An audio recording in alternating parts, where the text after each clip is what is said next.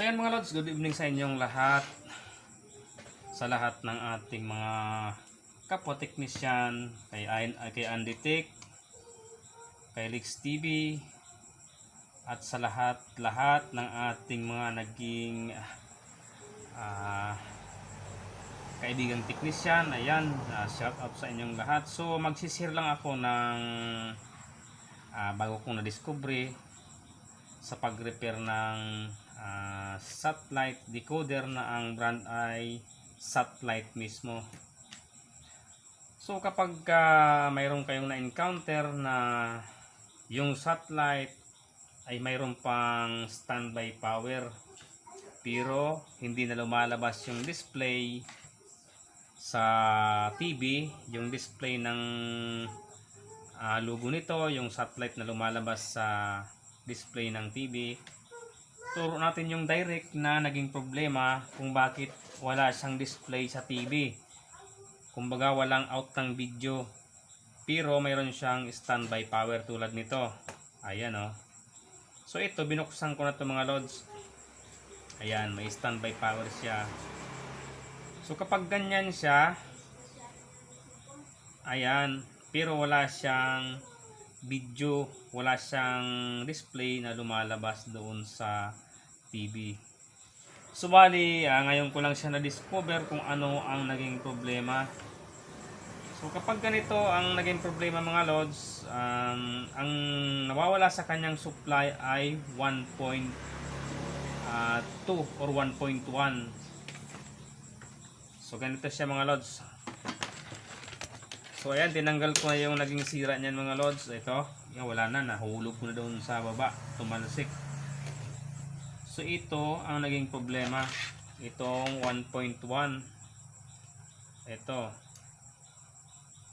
Ayan, pag galing dito sa 12, dadaan ng 5 volts. Ito yung 5. Ayan, inductor. Pagtawid ng 5, dadaan dito sa isang SM ding regulator na 1.1 or 1.2. So ayan siya, mayroon siyang standby. Pero pag sira itong icing ito na regulator na step down 1.1, mayroon lang siyang lumalabas na standby power. Pero wala siyang out dito, yung video out niya hindi gumagana, walang display na nalabas at lagi lang siyang naka-standby. Kahit anong pindot mo niyan, wala. Ayan. So ibig sabihin, yung 1.1 ay supply sa kanyang system IC. So ayan. So ang ginawa ko dito mga lods ay naghanap ako sa flat TV. Dito na lang ako kumuha sa board ng flat TV kasi wala naman tayong available na kapareho nito. Ayan, tinanggal ko na yan dito sa board ng flat TV na TCL.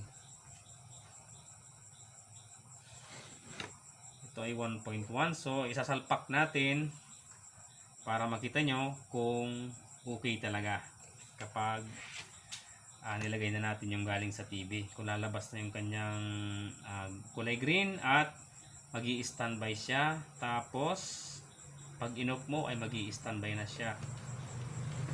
Yan, lagay natin yung IC. So itong galing dito sa TCL na smart TV board, dito galing yan. Mayroon pang isa dito pero baka 2.2 ito, kaya 1.8. so dito lang tayo sa 1.1. yan, salpak na natin to. Para lang to sa mga baguhan. Yan, susong natin yung camera para kita. Lapit natin. So ito, salpak natin tong nakuha natin sa flat na TV.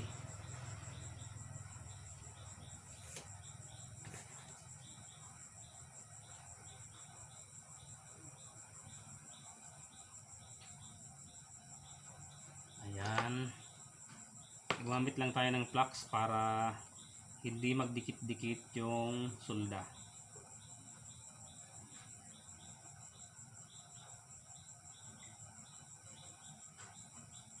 Ayan, flux.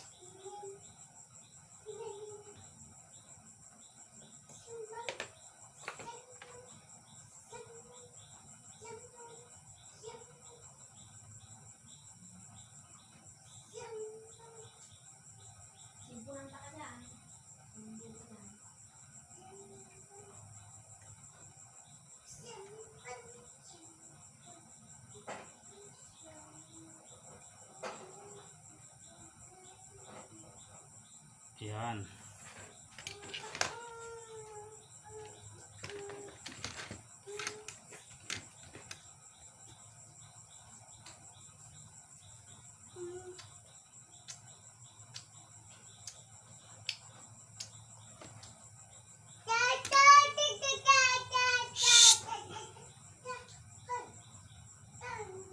Yung mga TV na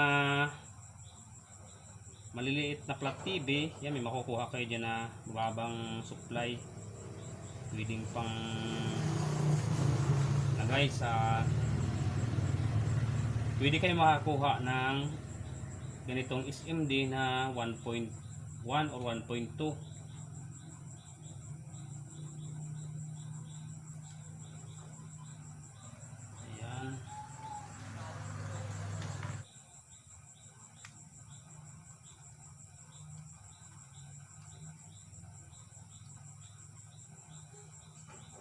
Sana hindi magdikitan.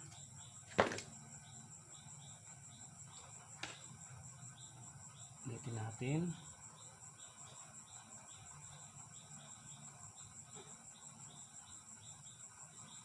Ayun. Tapos test natin. Ayun o. So yan na mga lord, successful na yan pag ganyan yan. Yan, marami naman tayo makukuha ng ganitong SMD 1.1 na regulator. Ayan, magi-standby siya. I-off natin, ay power natin ulit. Ayan. Ayan, magi-standby siya ulit. Tapos, i-test natin yung supply kung ilan talaga. Yun ang problema pag nawawala yung video, wala yung display. Kita ba? Ay, naman gano'n. Sulog-sulog mo kaya. Kas bagubarang sa pagtisulda ko. Hindi, malagdipas naman. Hindi ka malagdisulda pag hindi ko.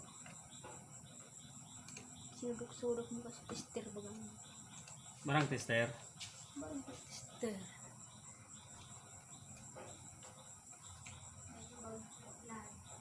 Ayan, 1.1. 1.1. Ito na mga idol yung ating final test. Yan, kabit natin sa TV. Kung lalabas na yung kanyang display. Yan, ito yung jack ng audio video. So yung LNB natin ay nakasit sa GSAT, so hindi na tayo magpipihit pa. Okay na ito, lumabas lang yung display. Ayan. Ito yun. Successful na.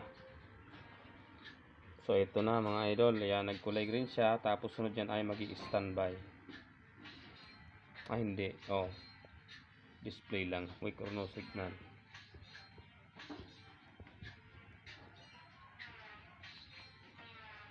Ayan, okay na. Dahil hindi sakto yung ating set ng LNB, hindi natin lalagay. Ang importante, nandito na yung display. Tapos yung supply na 19 volts ay meron na siya. Tinest ko na siya. So sa LNB na lang yung problema. Pag nakakabit siya sa tamang pihit ng LNB, lalabas na yung kanyang libreng channel, yung channel 1. Yan, pinitin natin yung kanyang menu. Ayan, okay na.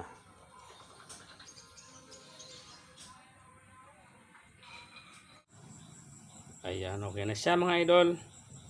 Successful na ito. So ito ay kunting dagdag kaalaman lang. Yung mga hindi pa naka-encounter ng ganitong trouble na ang sira ay yung 1.1 na regulator. Sana mayroon kayong natutunan kahit punting ideya. So, ayan. So hanggang dito na lang yung aking maiksing video. Ayan, maraming salamat sa inyong patuloy na panonood sa aking mga ina-upload na video. Ayan, thanks for watching.